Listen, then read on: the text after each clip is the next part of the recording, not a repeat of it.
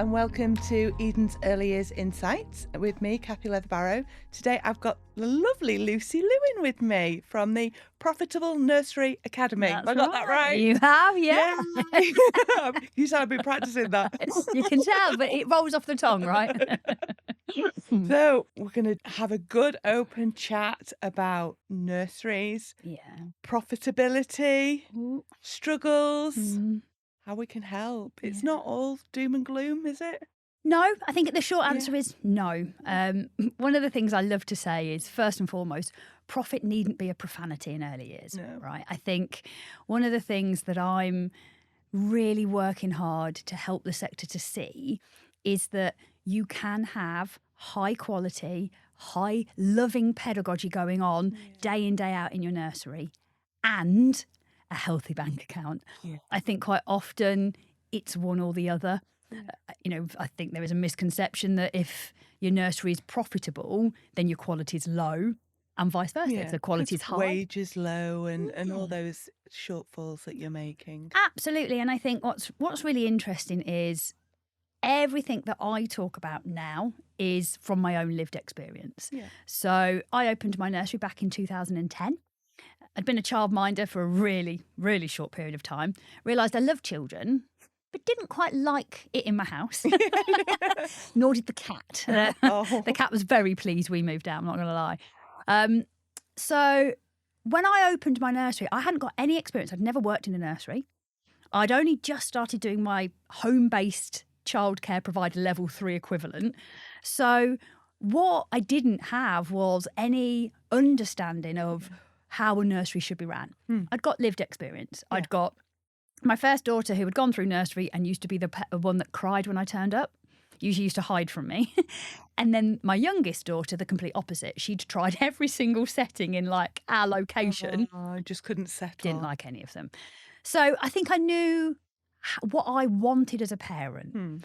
So, I kind of say I was one of the first to put a sofa in a baby room. Before Stephanie and Lindsay did their wonderful, wonderful things around the curiosity approach, I was already putting a sofa in because all my nursery was big childminding. I'd like to say, and the rest has been history and hasn't it been a wonderful journey, but it's early years. So I think I never really understood the business. That I'm not going to fib about that, in that I paid my team, I paid the bills who shouted the loudest, but I concentrated on a really good reputation, looking after my team, looking after the children and the families, and we did that really well. Well, I thought we were doing it really well until 2018, Christmas. So not even a nice time of the year to run out of money. I remember... Is there a nice time of year to run out of money? I think in the summer it'd be slightly nicer. Got a longer sunlight to think about it. But no, it was more a case of checking the bank because people were talking about wanting to get paid early. Oh, God. And I can just remember looking and thinking, there's £2,000 in the account. Now, you don't need to be a genius or know how many team I have to know. It's not gonna pay your team, is it? It's not going to pay a team unless the team consisted of 1.5. So, yeah, I just remember thinking as well, I can't do anything. It was the day before Christmas Eve. There were no banking days left. What was in now was in until realistically January. So I just remember bursting into tears, and I can't remember whether I was crying because I was upset, angry, Frustration. It's just that breaking point, isn't it? 100%. And that's how I talk about it now. I was broke, I was broken, and I was burnt out. And what I realise now is I was holding so much. So I had to pick up the phone and call everybody. Now, this was a team that by 2018 had navigated me having a child, doing degrees, a divorce. Do you know what I mean? Like, this team had stood by me emotionally and supportively through so much. I had one job to pay them and I'd let them down. And I just think that when I stripped everything else away, the frustration and everything, it was disappointment in myself that these people that relied on me, I'd let them down.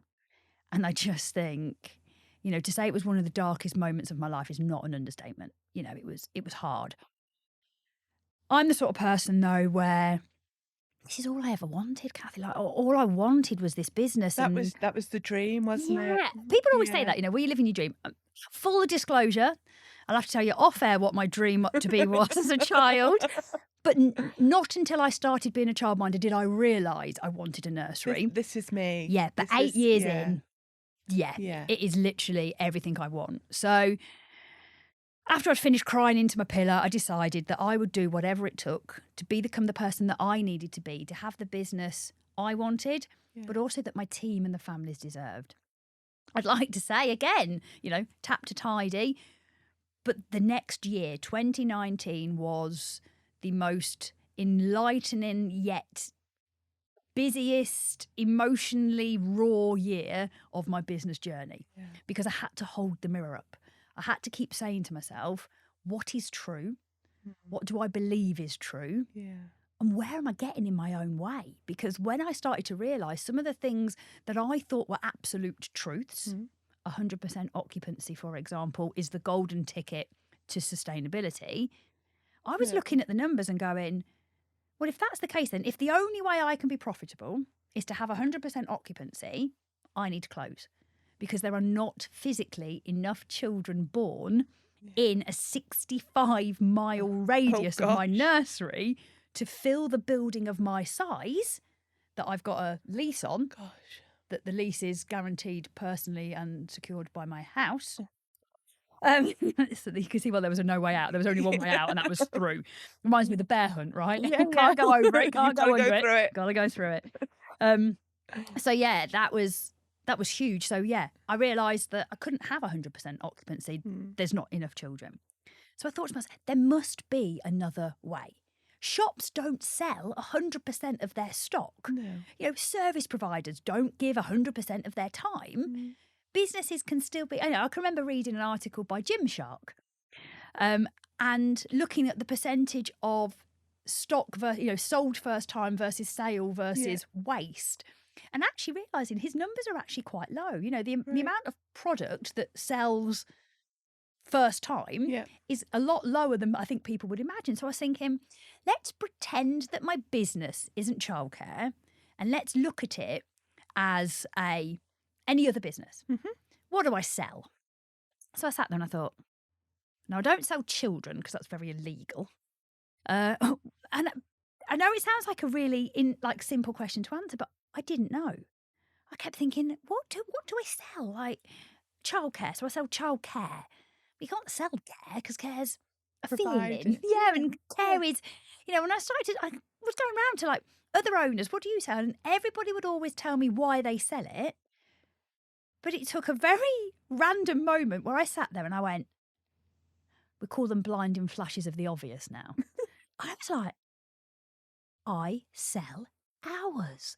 The sellable commodity in my nursery that I actually sell is an hour of time. And you think, talk about eye-opening.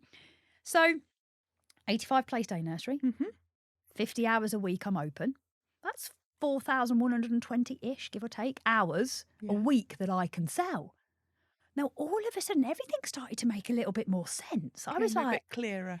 And I started to think, right, what I need to do to make this work is, for all of the time that I spend in my business, I need to go into my head and out of my heart.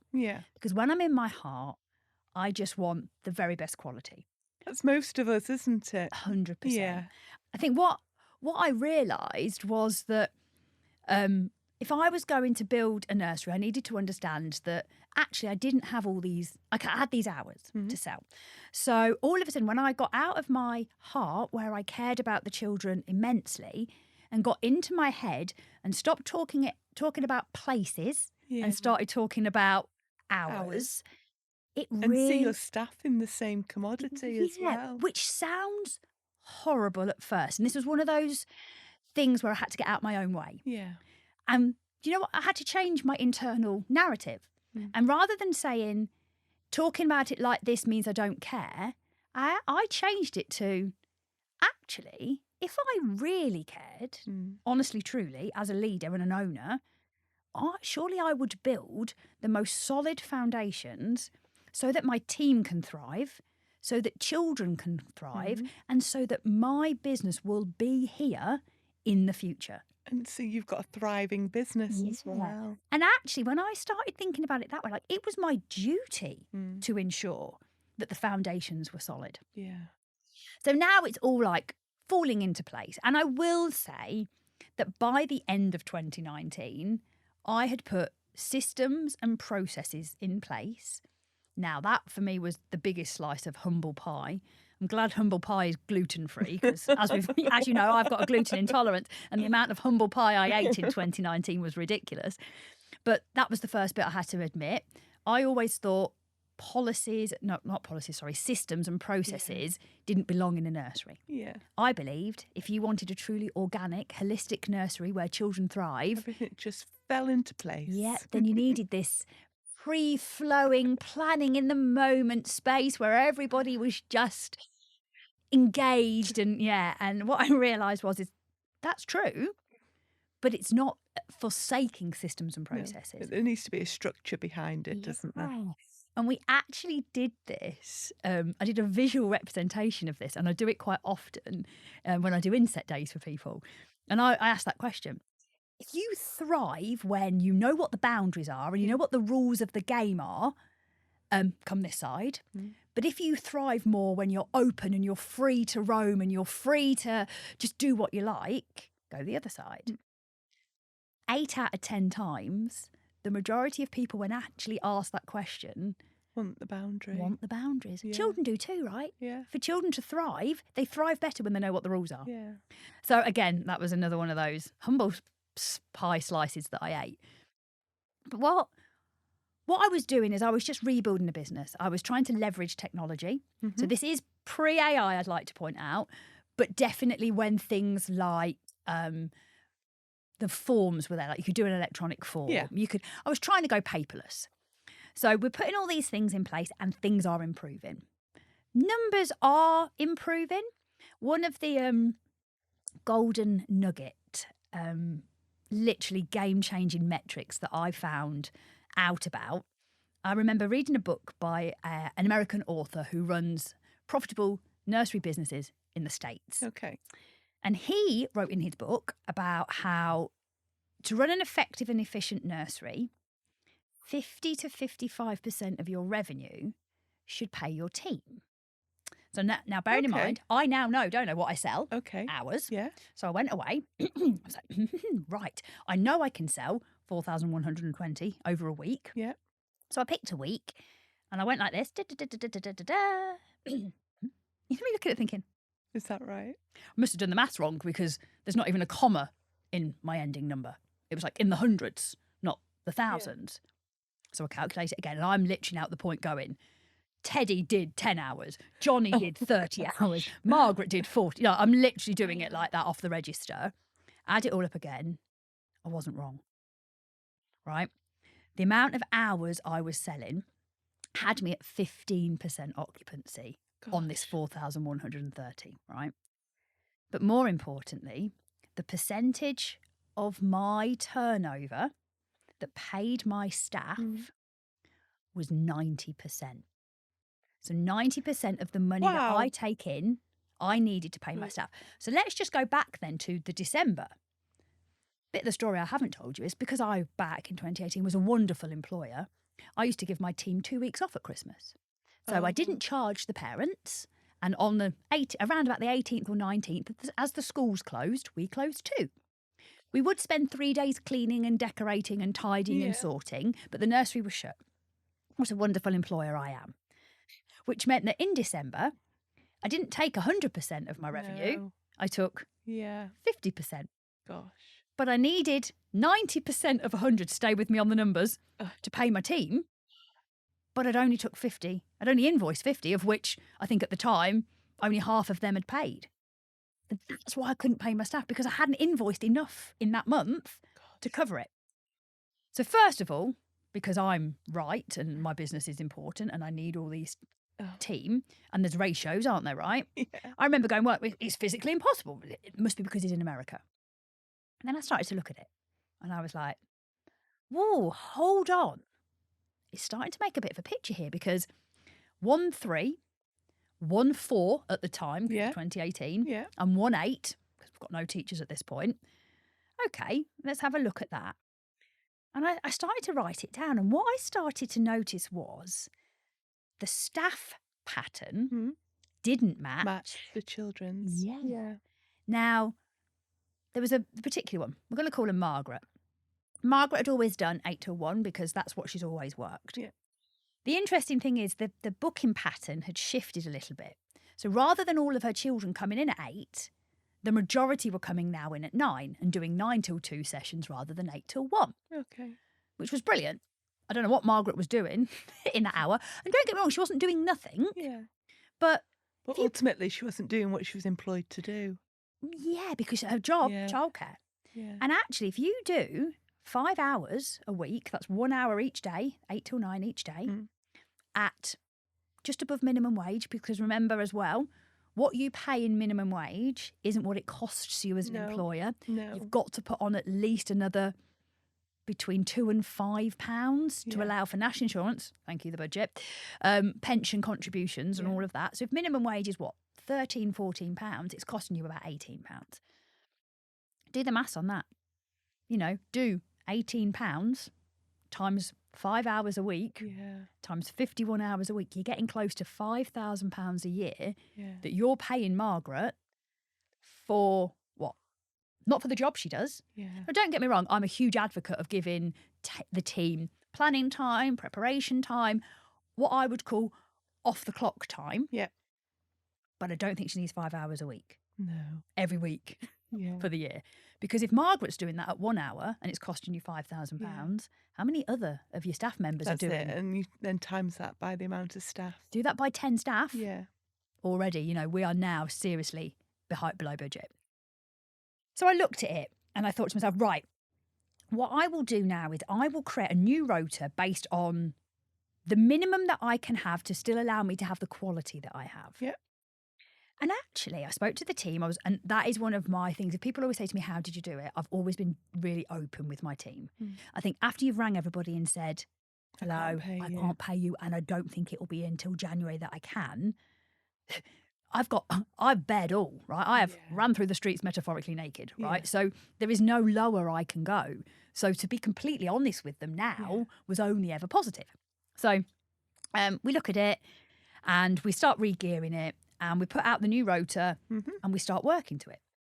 We'd reduced it to 55% the following month. Wow. Now, nobody lost a job. No. Nobody was unhappy with the new hours. In fact, we did it quite democratically. We kind of said, look, we need to lose this many hours. I think at the time, it was something like 52 hours we needed to lose. Oh, gosh. So a whole member of staff fluffs a bit. The options are one person goes, or we look at who would like to lose some hours, who needs them, like, please be open with me. And obviously contractually, I said to everybody, if nobody does, then that's fine. But I will need to then look at redundancy protocol. So we had some really honest and frank conversations. Some people were like, I just can't afford to do any less hours. Some other people were like, yeah, please put me down for that. I'll have an extra hour in bed. The so's as well, isn't there? Absolutely. And that was genuinely some of the responses. I can go home and walk my dog. Yeah. I think the funniest one was the people that didn't want split shifts. Oh, right? Yeah. They didn't want to go home for 2 hours on a split shift. Would you like a 2-hour lunch break? Oh, yes, please. Off you go then. Really? Again, mindset, right? Nobody wanted to do a split shift. Yeah. But if you offered them a 2-hour lunch break, they were quite happy to say yes. So that was an interesting one. That is interesting though, isn't it? It's a mindset, isn't it? Yeah. I don't want to go home and then come back and split shift. What am I supposed to do in that 2 hours? But would you like a 2-hour lunch break? Unpaid, obviously, because it's not paid lunch break. No. Yeah, absolutely. Oh, yeah, brilliant. I can go home, I can walk the dog, I can hang the washing out. Anyway, I'm not to, that's them. But what was really interesting is we almost, we brought it down from 90 to 55 in just 1 month. Now, you would imagine that it was then hard to maintain quality. If I said to you, I'm going to reduce your staffing capacity by that much, the first thing you're going to say is, well, I've got these children with SEND needs, I've got behaviour needs. Yeah, you think there's going to be an impact there for the children, don't you? I will say this. What I see very often in nurseries is these are the names of the people in our nursery. Anybody, everybody, somebody, Yeah. nobody. See, in early years, anybody could do the job. Yeah. And actually everybody thought somebody had done it. Yeah. And in the end, it turns out Nobody had done it. nobody had done it. And so often I see this in early years classrooms where we think the solution is more adults, when usually what the system requires is a pattern of the day for the children, one that the adults buy into, that really matches the ebb and the flow of the children, getting them outside, putting those non-negotiables in that absolutely happen, whether that's a set lunchtime or, you know, if you're unfortunate that you've got a small outside space like me, maybe you have to schedule an outside time. But then it's operating within that. It's ensuring your environment's the third teacher. You know, all those cliches actually work. So for me now, I've reduced my staffing cost. It's only now 55% of my revenue.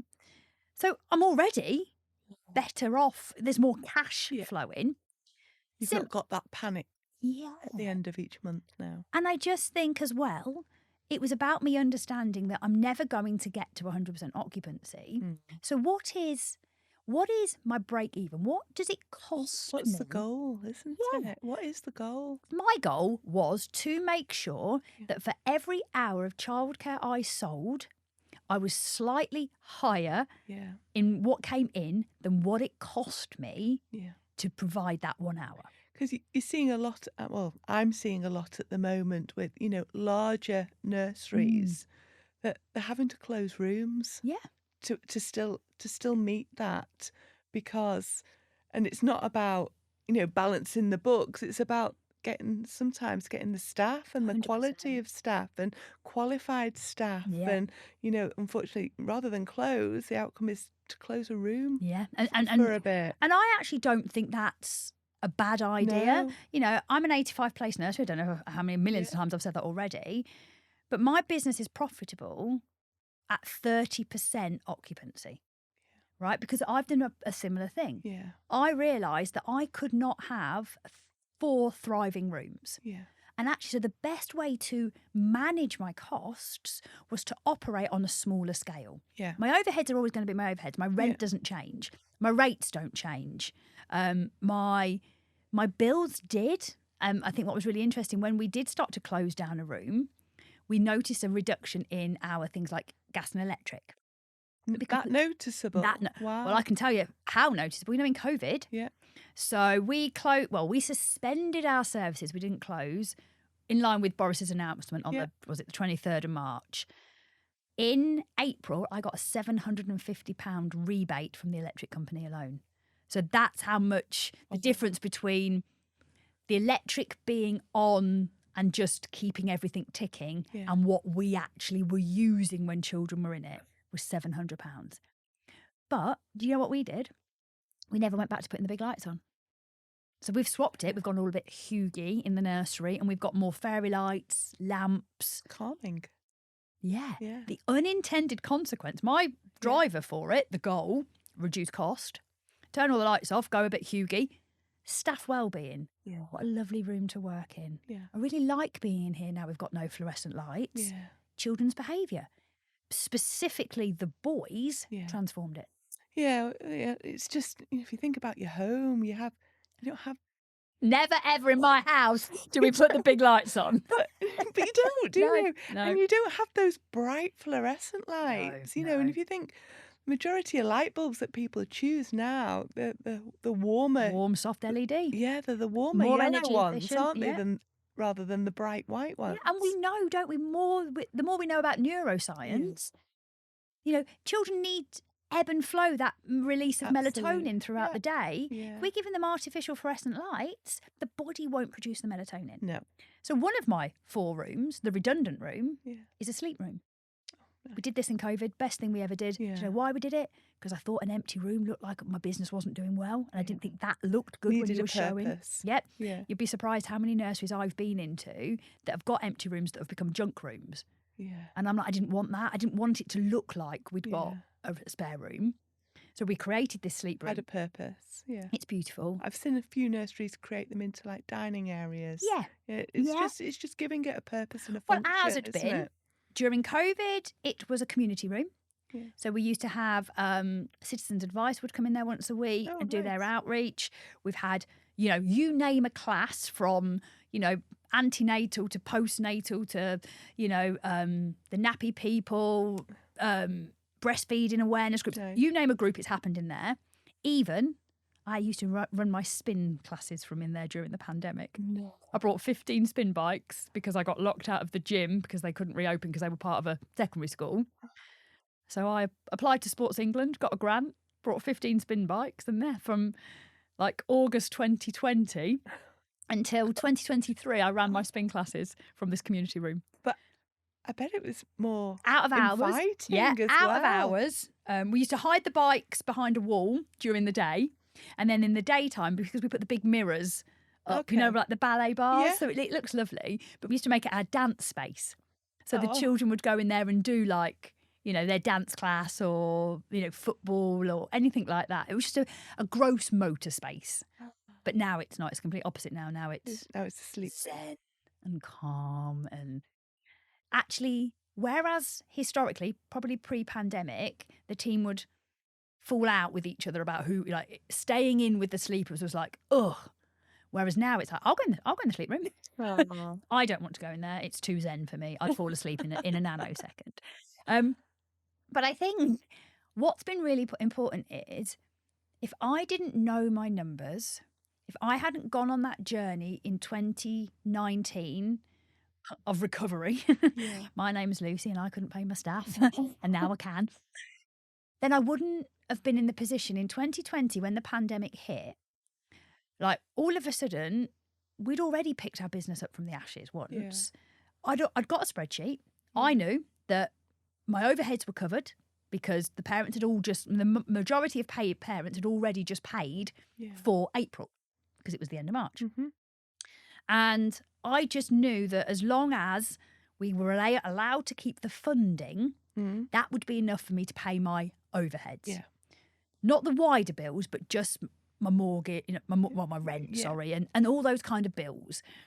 So we were really fortunate. It meant that I had time and space to think about doing other things. Breathing space. And you could be more reactive than proactive. Proactive rather than reactive. Which we did. That night, as Boris finished his announcement, and I emailed all the parents to say, I'm really sorry, but we are going to suspend our services in line with the announcement. However, do not panic, because we're not going to disappear. We'll go online.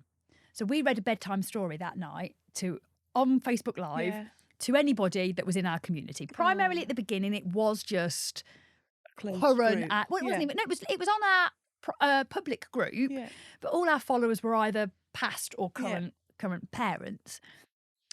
Every night then during the pandemic at 5 o'clock, Tanya read from her conservatory a story for the children.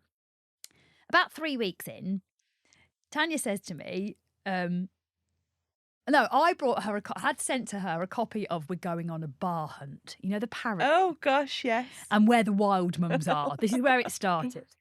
And Tanya said to me, can I do something a bit of fun? She went, can I read this on Saturday night from my bedroom? I was like, that'll be hilarious. So 8 o'clock on Saturday night, Tanya goes up to her bedroom. So whereas in the day she'd be wearing her nursery T-shirt with her little girl in her conservatory, 8 o'clock on a Saturday night, it was in her bedroom, in just like a normal clothes, with a vodka and Coke. Oh, gosh. But reading these stories to the community. It was hilarious. We had, I think that at most we had like 1,000 views one night watching Tanya, and like just people being like, "Oh my goodness, where's Tanya on?" Like we were doing things like we were setting out activities. So local businesses were sending us activities to do. So every day pretty much was 2 activities from either us or somebody else.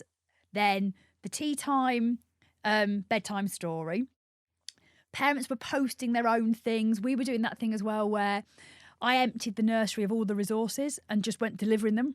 Oh. All you had to do was put a Facebook post on saying, yes, please, I'd like one. Yeah. And we dropped you a bag off. And I just asked that you... returned it. No, just gave us a little bit of kudos on social media. Oh, okay. Show us what you created or, share with your friends what you've done. And actually, we ended up winning an award by our local MP, like COVID Heroes.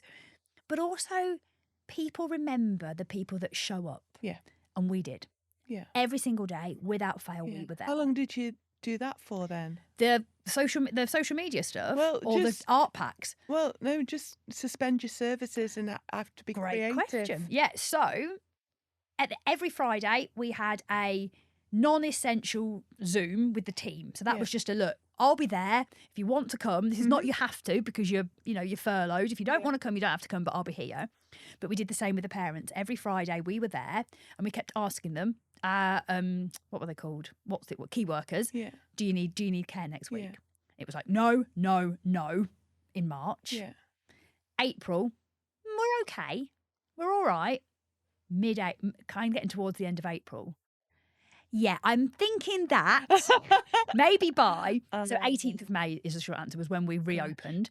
Well, you think by the 1st of June, according to the guidance, we were open as normal. Yeah. And we carried on then being open as normal all the way through. Right. So actually there was only a very short period of time where my services were suspended. So actually it was quite a fortunate thing. That was, yeah. We had a really good September that year, 2020. And I think what I realised, though, during that time is that journey I'd just been on in 2019 that I thought was a me problem, actually, from being on Facebook groups with other owners and managers, because we'd all got a little bit more time now, I realised that my lived experience wasn't isolated. Yeah. And actually, people were saying stuff like, oh, I don't know how to do this. I'd be like, do you want this spreadsheet? Or, oh, I can send you a thing for that, or blah, blah, blah. Yeah. So that's when I realised that perhaps actually what I needed to do was get my tools out there. Yeah. And what I needed to do was share my story and explain to people.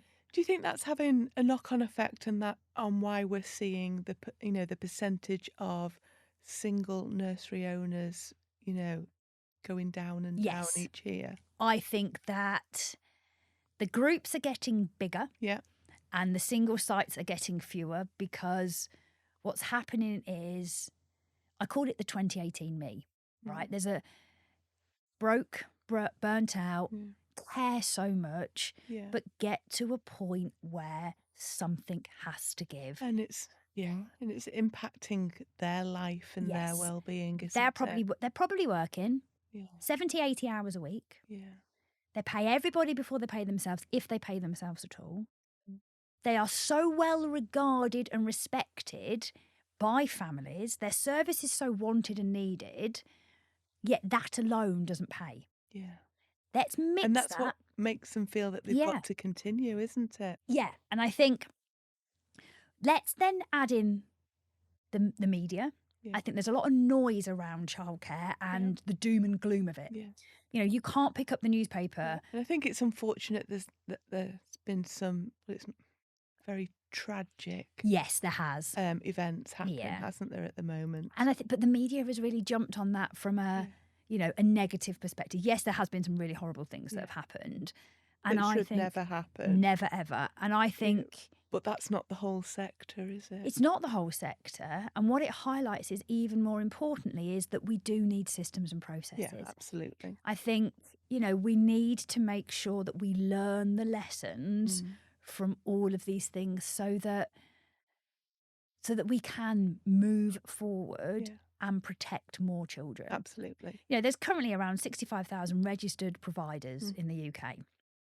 Well, you imagine the numbers of children then that we're all caring for. Yeah. It's in the hundreds of thousands, day in, day out. And I especially take a little bit of comfort from the fact that, a bit like accountancy or funeral directors, we always are going to need childcare. Yeah. The way in which society is changing, the village that we need to raise the child is us now. Yeah, it's not going to go back to, I can't envisage it going back to being the normal, mum stays at home and cares for children and, I wonder, maybe 20 years down the line, I think when my grandchildren are around, I think things will be very different. I think, or I don't know whether I think this or I hope for this, that the corporate world catches up. Yeah. And we move to a more flexible society. Yeah. Because I think children are our future.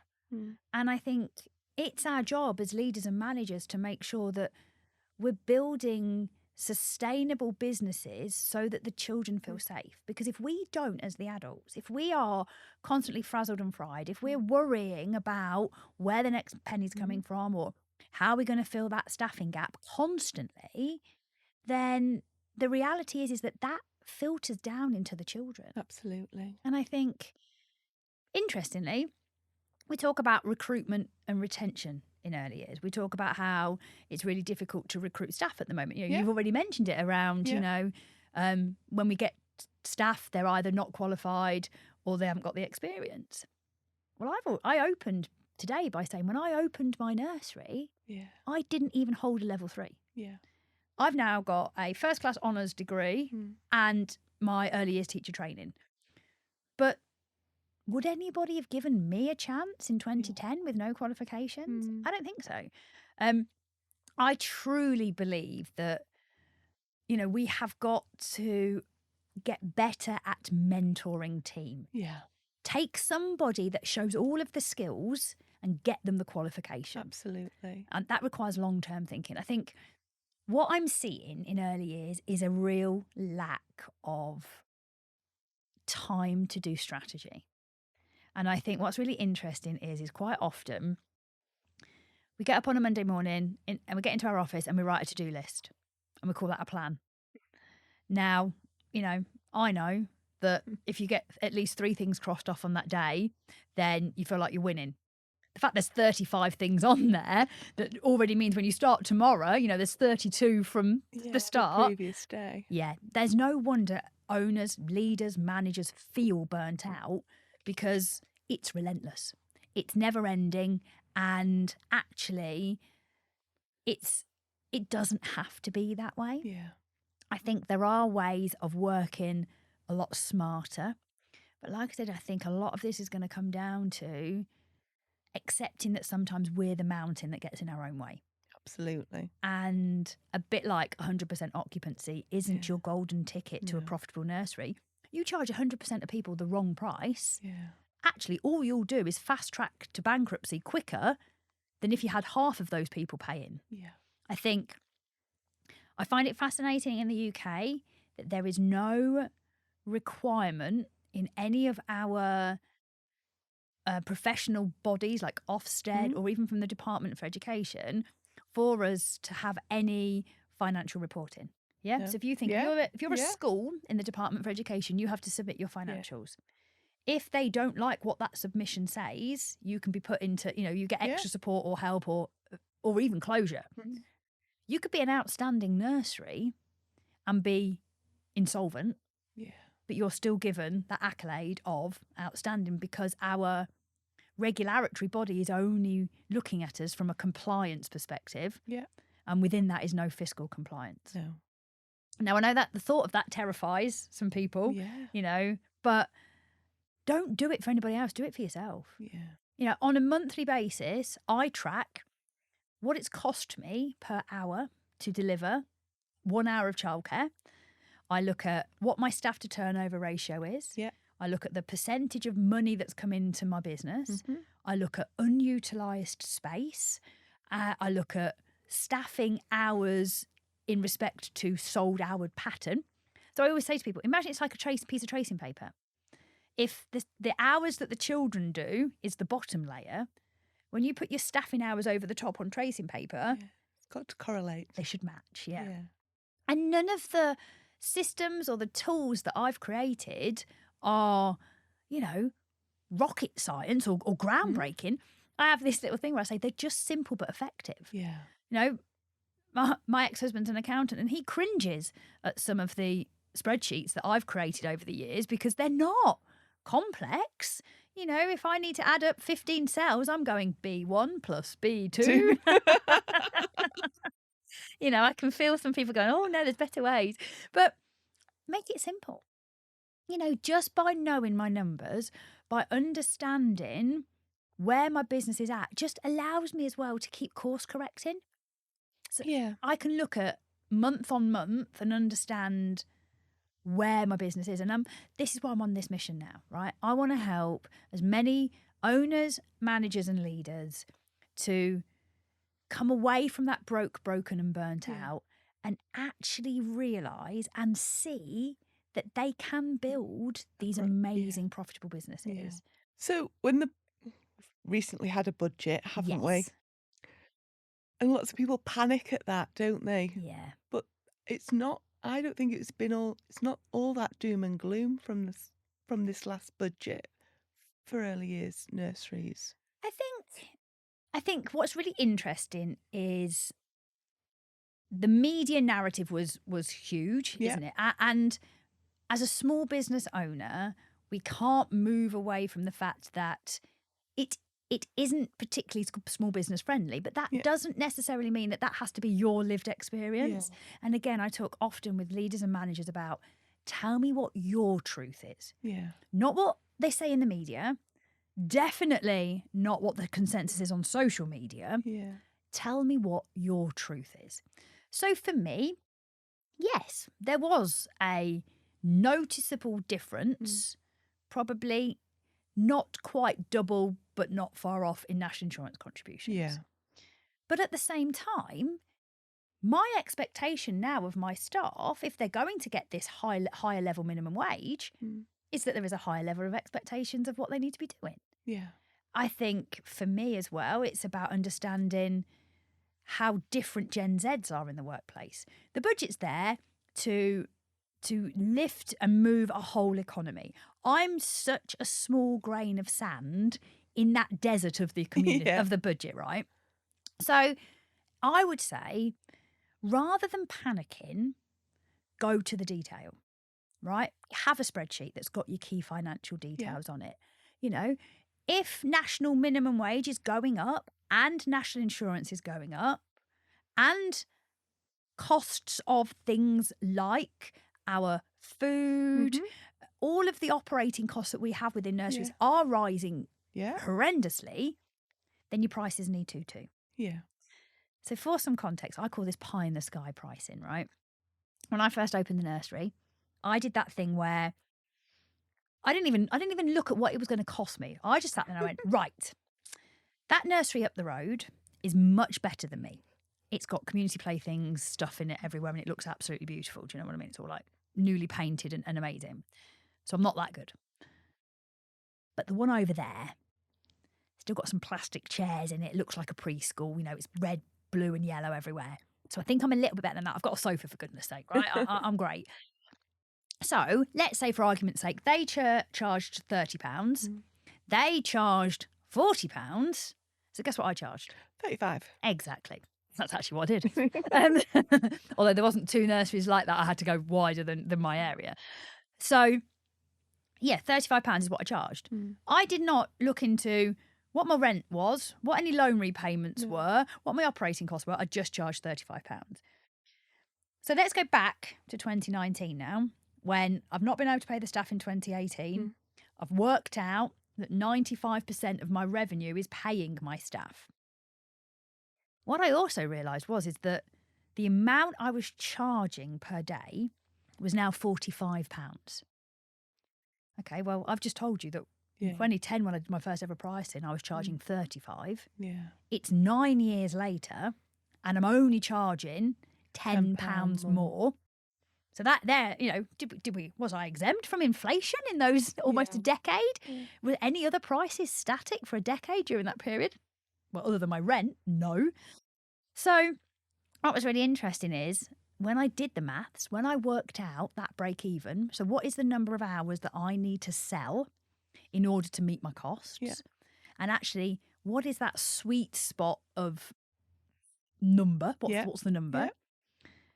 I worked it out. I actually needed to be charging £60 a day. Gosh. Just to make sure that my business could cover its costs and then have a small amount, a margin, as we now know it, that wasn't a greed fund.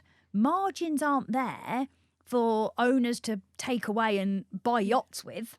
If you look at margins in early years, you realise we're not even getting a blow-up dinghy, so they're tiny.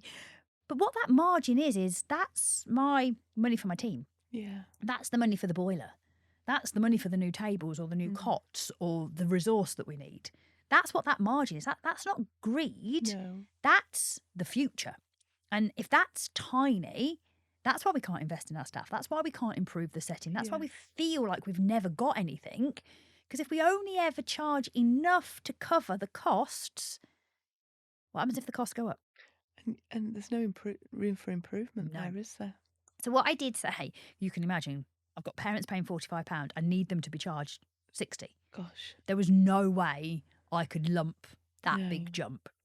So we made a deal. So from April 2019, all new parents that looked round and started the setting would pay our new prices. And the current parents went on this sliding scale to in line, which actually didn't bring them in line until the following September. Okay.